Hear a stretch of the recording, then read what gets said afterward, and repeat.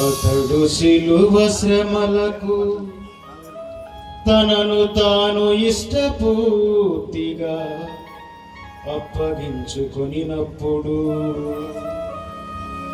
అప్పమునందుకొని నీకు కృతజ్ఞత వందనములు చెప్పి స్తుతించి త్రుంచి శిష్యులకిచ్చుచు ఇట్లా నేను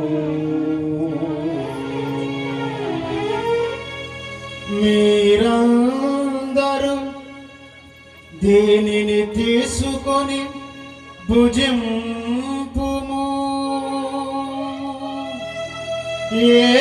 ఏలయనా ఇది మీ కొరకు అప్పగింపబడనున్న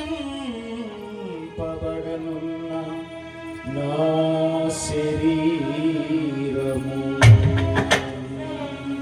మా పాపములకు గాను శిలువ మీద కొట్టబడిన యేసు